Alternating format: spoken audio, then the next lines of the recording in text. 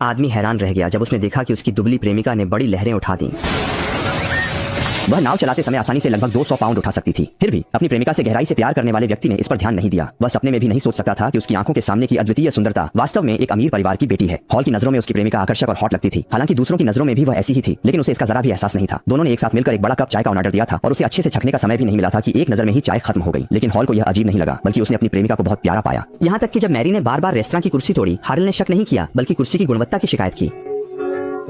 यहाँ जश्न मनाओ यार, ये अंडे आखिर किससे बनाए? मारी की वजह से। ली के पिता हारल के बॉस हैं और पूंजीपति होने के नाते उन्हें लगता है कि हारल पैसे के लिए उनकी बेटी के पास आया है। उन्हें अपनी बेटी की वास्तविकता का एहसास है, इसलिए उन्होंने हारल को 5 मिलियन दिए और कहा कि वह उनकी बेटी से दूर हो जाए ताकि भविष्य में उसे छोड़े जाने से बचाया जा सके। लेकिन हारल को गुस्सा आया और उसने ऊपरी निचले संबंध की परवाह किए बिना अपने भावी ससुर को डांटा।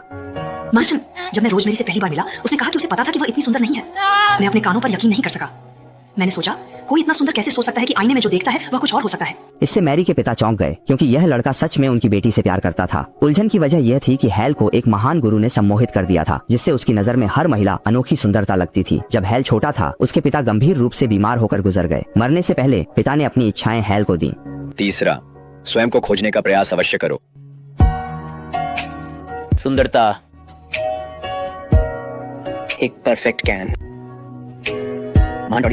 ये बात हाल के मन में बैठ गई। बड़े होकर वह नाइट क्लबों में जाता और सुंदर महिलाओं से बातें करता, लेकिन उसके पिता ने उसे न आकर्षक रूप दिया और न ही पैसा, इसलिए कोई भी खूबसूरत लड़की उससे बात करने में रुचि नहीं रखती थी। और भी बुरा यह हुआ कि उसके बॉस ने उसे बताया कि उसकी पदोन्नति का मौका एक नए कर्मचारी को दे दिया गया है, क्योंकि वह मालिक का साला था। हाल के मन में असंतोष था, लेकिन वह कुछ कह नहीं सका। उदास होकर वह जल्दी घर लौटा, लेकिन लिफ्ट में उसकी मुलाकात एक प्रसिद्ध सम्मोहन विशेषज्ञ से हो गई।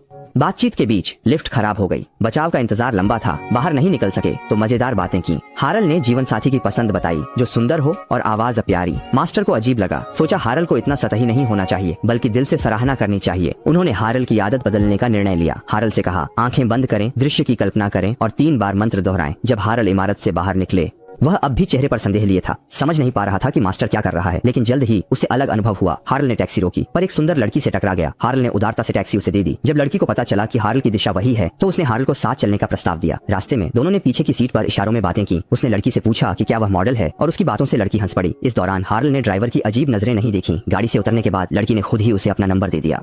यह अनुभव हारल के लिए नया था। इस घटना के बाद उसका प्रेम भाग्य शिखर पर था। बार में उसकी नजर एक और खूबसूरत लड़की से मिली और दोनों ने डांस फ्लोर पर नृत्य किया। कई सुंदर लड़कियां उसके पास आईं नजदीकी डांस के लिए, लेकिन जब उसके दोस्त पहुंचे तो उन्होंने अजीब दृश्य देखा। गुरु ने हारल की आंखों पर सम्मोहन कर दिया था, जिससे उसे सुंदरता देखने वाली आंखें मिल गईं। ये लड़कियां नेत्रहीन संघ की स्वयं सेवक थीं। सभी दिल से नेक थीं और जितनी नेक लड़की होती, हारल की नजर में उतनी ही सुंदर लगती। अगले दिन काम पर जाते समय हारल ने एक लड़की देखी जो उसके लिए उपयुक्त थी। हालांकि दूसरों की नजर में वह मोटी थी, पर हारल को इसका अंदाजा नहीं था।